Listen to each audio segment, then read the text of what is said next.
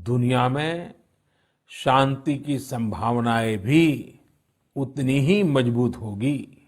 हमारे यहाँ कहा जाता है, विद्या विवादाय धनम मदाय, विद्या विवादाय धनम मदाय, शक्ति ही परेशान परिपीडनाय, खलस्य साधो विपरीतम एतत् ज्ञानाय दानाय च रक्षणाय। अर्थात अगर स्वभाव से दुष्ट है तो विद्या का प्रयोग व्यक्ति विवाद में, धन का प्रयोग घमंड में और ताकत का प्रयोग दूसरों को तकलीफ देने में करता है। लेकिन सज्जन की विद्या ज्ञान के लिए, धन मदद के लिए और ताकत रक्षा करने के लिए इस्तेमाल होती है। भारत ने अपनी ताकत हमेशा इसी भावना के साथ इस्तेमाल की है। भारत का संकल्प है भारत के स्वाभिमान और संप्रभुता की रक्षा। भारत का लक्ष्य है आत्मनिर्भर भारत। भारत की परंपरा है भरोसा, मित्रता। भारत का भाव है बंधुता। हम इन्हीं आदर्शों के साथ आगे बढ़ते रहेंगे। मेरे प्यारे देशवासियों, कोरोना के संकट काल में देश लॉकडाउन से बाहर निकल आया है। अब हम अनलॉक के दौर में हैं। अनलॉक के इस समय में दो बातों पर बहुत फोकस करना है: कोरोना को हराना और अर्थव्यवस्था को मजबूत बनाना, उसे ताकत देना। साथियों, लॉकडाउन से ज्यादा सतर्कता हमें अनलॉक के दौरान बरतनी है। आपकी सतर्कता ही आपको कोरोना से बचाएगी। इस बात को हमेशा याद रखिए कि अगर आप मास्क नहीं पहनते हैं, 2 गज की दूरी का पालन नहीं करते हैं या फिर दूसरी जरूरी सावधानियां नहीं बरतते हैं, तो आप अपने साथ साथ दूसरों को भी जोखिम में डाल रहे हैं। खास तौर पर घर के बच्चों और बुजुर्गों को। इसीलिए सभी देशवासियों से मेरा निवेदन है, और ये निवेदन मैं बार बार करता हूं, और मेरा निवेदन है कि आप लापरवाही मत बरतिए। अपना भी ख्याल रखिए और दूसरों का भी। साथियों, अनलॉक के दौर में बहुत सी ऐसी चीजें भी अनलॉक हो रही हैं जिनमें भारत दशकों से बंधा हुआ था। वर्षों से हमारा माइनिंग सेक्टर लॉकडाउन में था। कॉमर्शियल ऑक्शन को मंजूरी देने के एक निर्णय ने स्थिति को पूरी तरह से बदल दिया है। कुछ ही दिन पहले स्पेस सेक्टर में ऐतिहासिक सुधार किए गए। उन सुधारों के जरिए वर्षों से लॉकडाउन में जकड़े इस सेक्टर को आजादी मिली। इससे आत्मनिर्भर भारत के अभियान को न केवल गति मिलेगी, बल्कि देश टेक्नोलॉजी में भी एडवांस बनेगा। अपने कृषि क्षेत्र को देखें तो इस सेक्टर में भी बहुत सारी चीजें दशकों से लॉकडाउन में फंसी थी। इस सेक्टर को भी अब अनलॉक कर दिया गया है।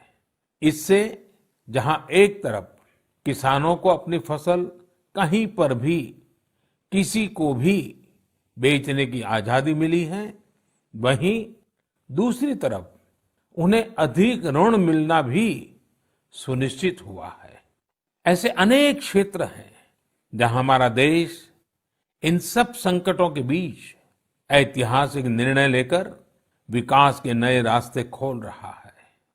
मेरे प्यारे देशवासियों, हर महीने हम ऐसी खबरें पढ़ते और देखते हैं जो हमें भावुक कर देती है।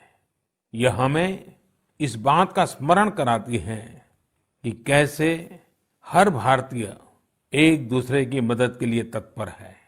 वह जो कुछ भी कर सकता है उसे करने में जुटा है। अरुणाचल प्रदेश की एक ऐसी ही प्रेरक कहानी मुझे मीडिया में पढ़ने को मिली। यहाँ सियांग जिले के मिरेम गांव ने वो अनोखा कार्य कर दिखाया जो समूचे भारत के लिए एक मिसाल बन गया है। इस गांव के कई लोग बाहर रहकर नौकरी करते हैं। गांव वालों ने देखा कि कोरोना महामारी के समय ये सभी अपने गांव की ओर लौट रहे हैं।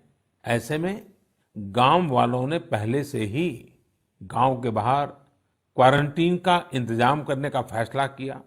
उन्होंने आपस में मिलकर गांव से कुछ ही दूरी पर 14 अस्थायी झोपड़ियां बना दी और ये तय किया कि जब गांव वाले लौटकर आएंगे तो उन्हें इन्हीं झोपड़ियों में कुछ दिन क्वारंटीन में रखा जाएगा। उन झोपड़ियों में शौचालय, बिजली, पानी समेत दैनिक जरूरत की हर तरह की सुविधा उपलब्ध कराई गई। जाहिर है, मिरेम गांव के लोगों के इस सामूहिक प्रयास और जागरूकता ने सबका ध्यान अपनी ओर आकर्षित कर लिया।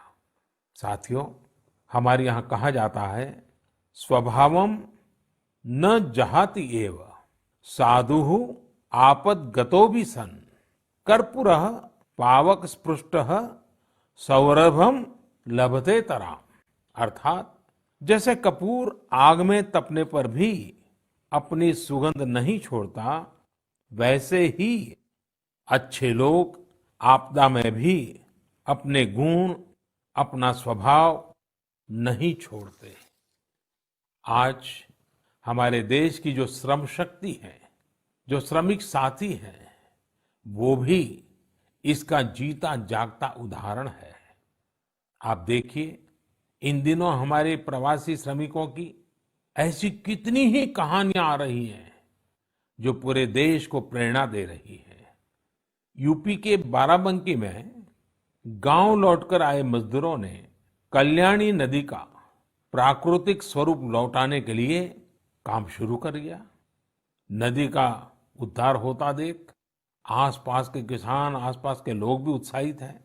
गांव में आने के बाद क्वारंटीन सेंटर में रहते हुए, आइसोलेशन सेंटर में रहते हुए हमारे श्रमिक साथियों ने जिस तरह अपने कौशल्य का इस्तेमाल करते हुए अपने आसपास की स्थितियों को बदला है, वो अद्भुत है। लेकिन साथियों, ऐसे कितने ही किस्से, कहानियां देश के लाखों गांवों के हैं जो हम तक नहीं पहुंच पाए हैं। जैसा हमारे देश का स्वभाव है, मुझे विश्वास है साथियों कि आपके गांव में भी, आपके आसपास भी ऐसी अनेक घटनाएं घटी होगी। अगर आपके ध्यान में ऐसी बात आई है तो आप ऐसी प्रेरक घटना को मुझे जरूर लिखिए।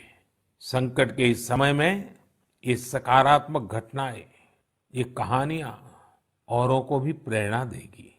मेरे प्यारे देशवासियों, कोरोना वायरस ने निश्चित रूप से हमारे जीवन जीने के तरीकों में बदलाव ला दिया है। मैं लंदन से प्रकाशित फाइनेंशियल टाइम्स में एक बहुत ही दिलचस्प लेख पढ़ रहा था।